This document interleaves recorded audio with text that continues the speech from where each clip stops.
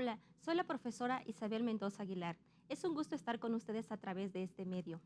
Bueno, te sugiero que tengas a la mano una libreta para tomar nota de los datos más importantes, ya que al finalizar la clase te servirá para plasmar algunos datos en una infografía. Bueno, iniciaremos con el periodo de la República restaurada. Con la derrota de Maximiliano de Habsburgo, que estaba a manos de los republicanos, en México comienza una etapa que se conoce como la etapa de la República restaurada.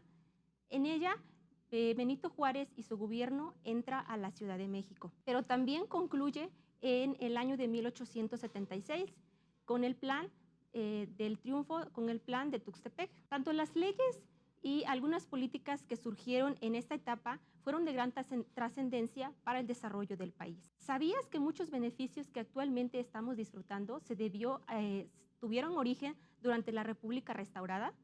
¿Como cuáles? Una de ellas fue la educación que representó un gran cambio para nuestro país. En esta etapa se estableció también la Ley de Instrucción Pública. ¿Qué es lo que contenía esta Ley de Instrucción Pública?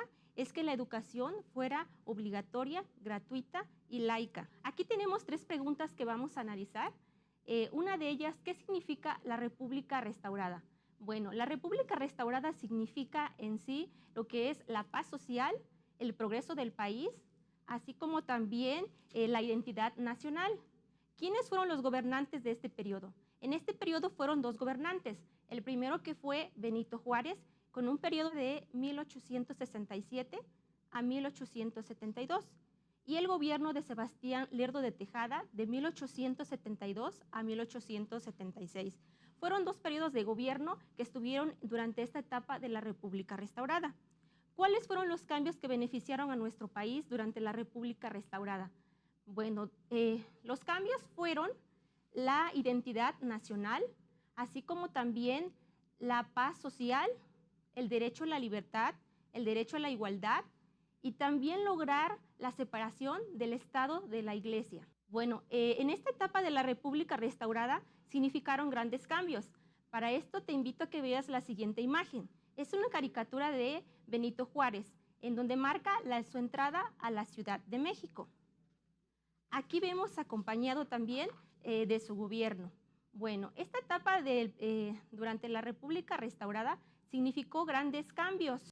En esta imagen podemos observar las problemáticas que se enfrentó Benito Juárez durante su gobierno, ¿sí? Una de ellas fue el de legitimar. ¿Por qué? Porque nos dice que Benito Juárez había llegado a la presidencia de forma provisional, ya que él no se había sometido a unas elecciones.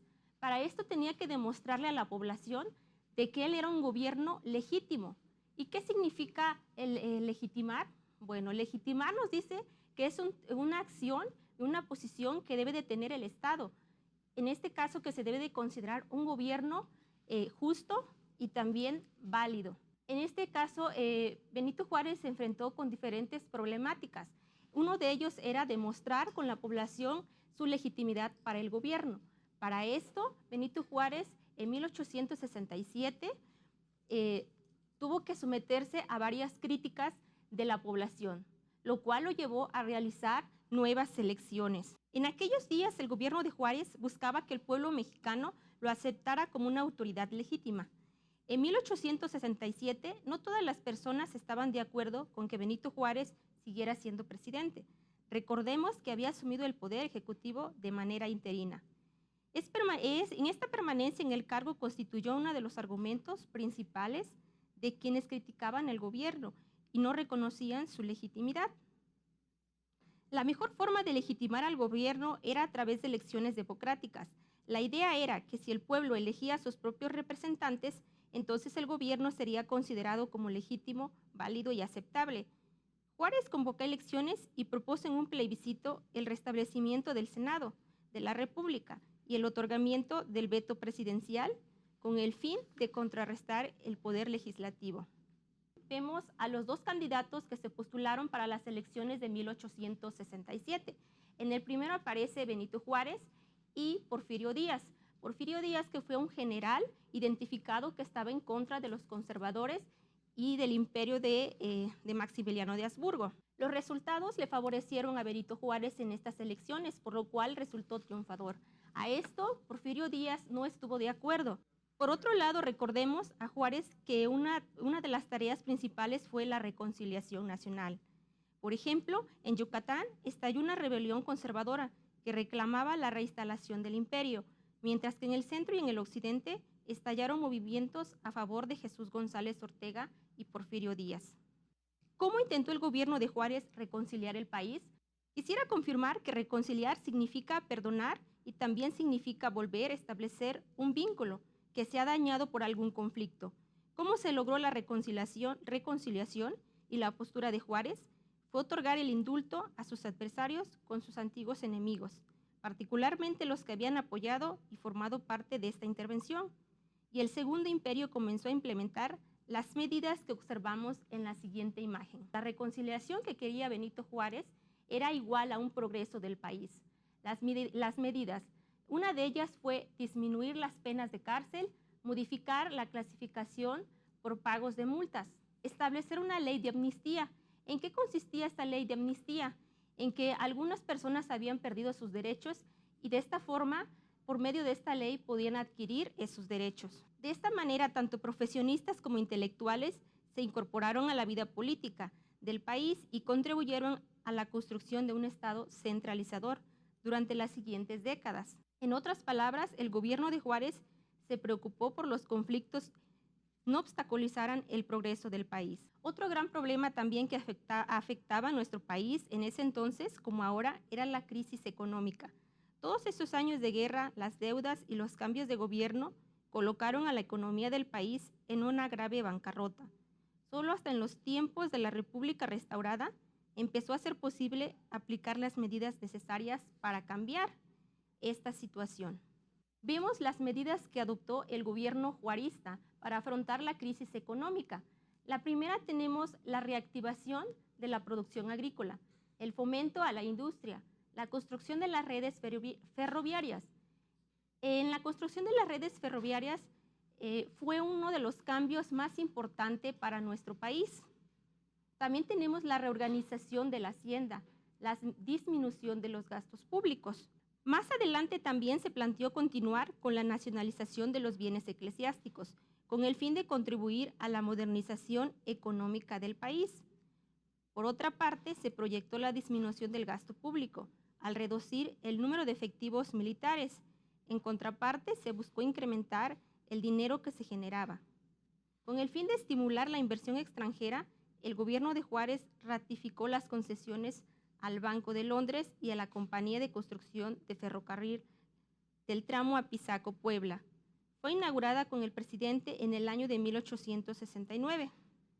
Además, se restablecieron también las relaciones diplomáticas con España y se iniciaron con Alemania e Italia. Mantuvo esta relación respetuosa también con Estados Unidos.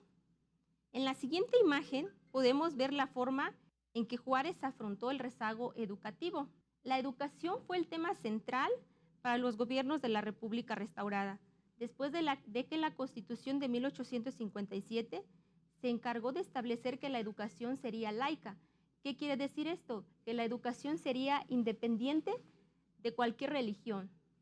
Por esto se empezaron a crear diferentes instituciones de educación primaria, secundaria y preparatorias. Fue en esta época que se fundó la Escuela Nacional Preparatoria y una multitud más de institutos y escuelas primarias, que poco a poco se encargarían de ir educando a la población.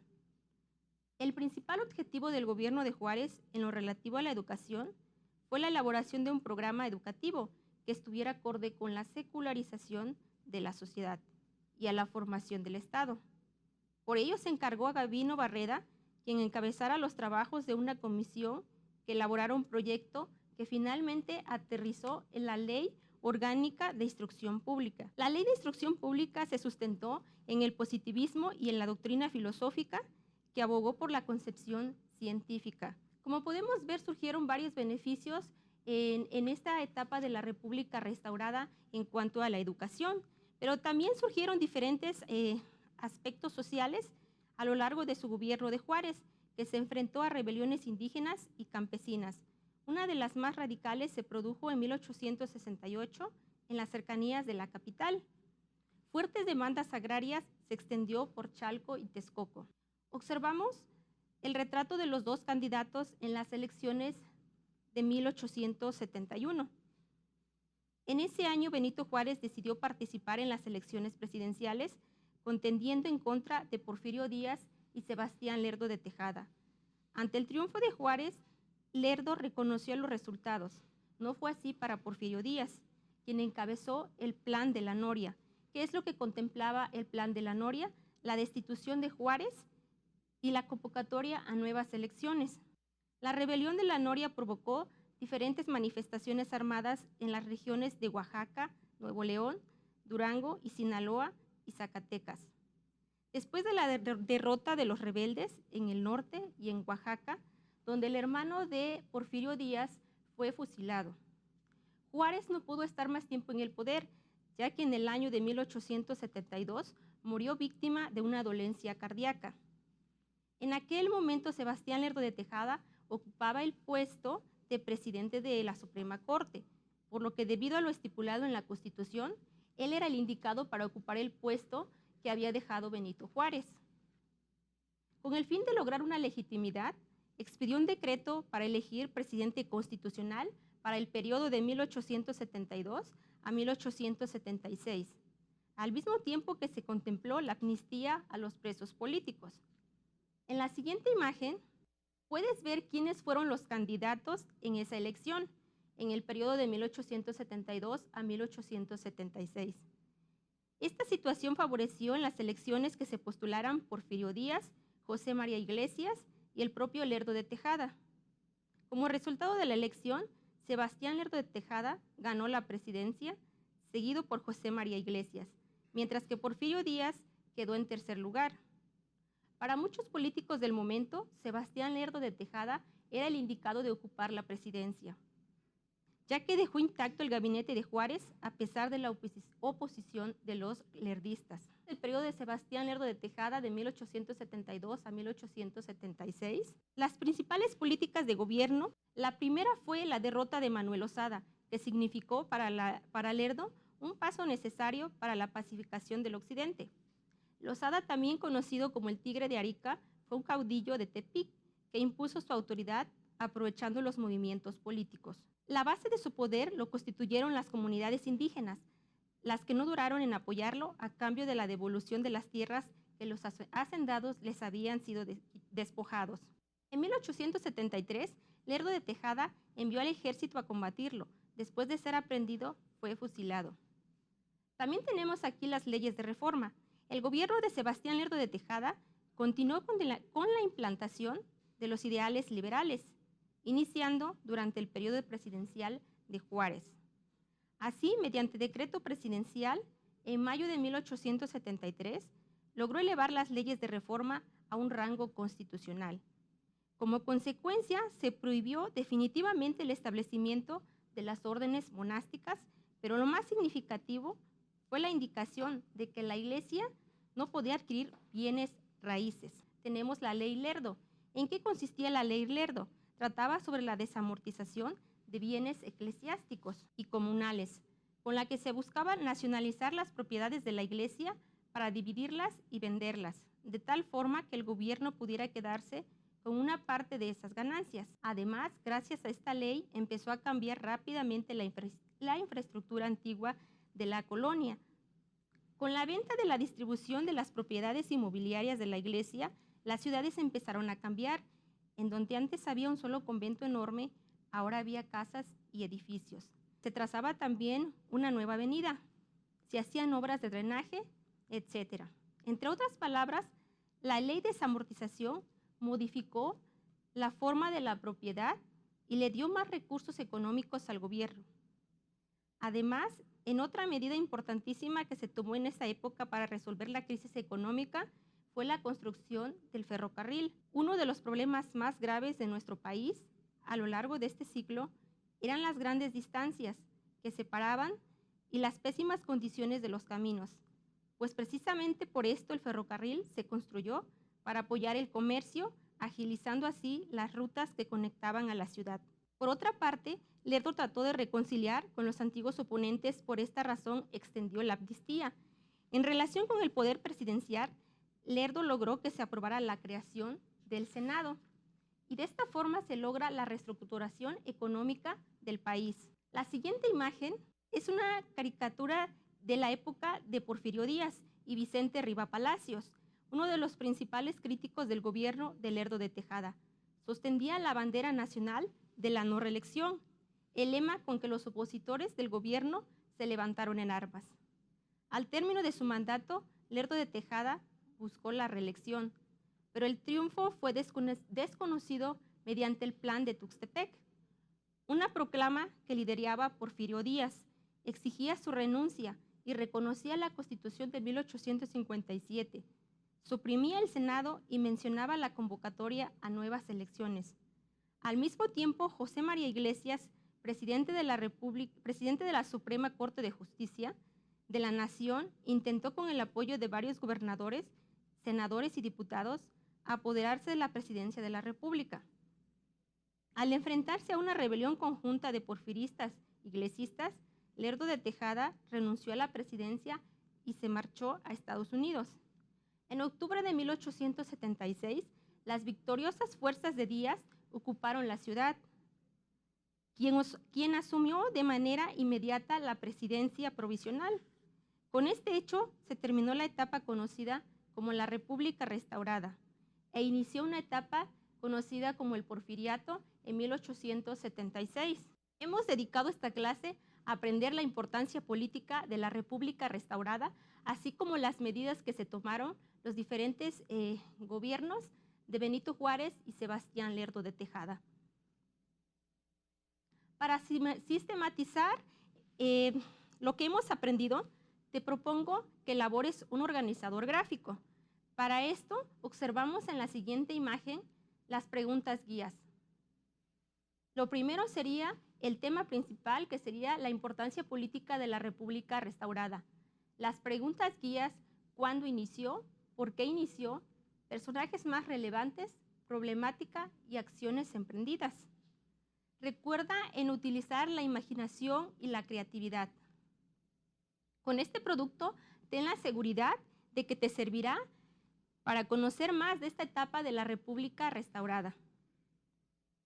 Si deseas aprender más de este periodo, te sugiero que revises algunos documentales o algunas plataformas digitales, ya que se te serán de mucha utilidad. Aprender la historia de México nos ayuda a comprender todo lo que ocurrió durante la etapa del Porfiriato. En el terreno de la educación surgieron grandes cambios. Uno de ellos fue primordialmente que la educación era laica y también gratuita. Con esto nos queda claro lo que realizaron los liberales durante esta etapa de la República en el siglo XIX. En el terreno de la política existieron diferentes formas que se establecieron, como por ejemplo el federalismo, el Senado de la República y el Estado laico, que también fueron una herencia para nuestro país. Con esta recapitulación damos por terminada nuestra clase. Ha sido para mí un placer estar con ustedes y apoyarlos durante este tema de la República Restaurada. Soy la profesora Isabel Mendoza Aguilar y te invito a que sigas y continúes con las demás clases para que de esta forma puedas aprender nuevas cosas.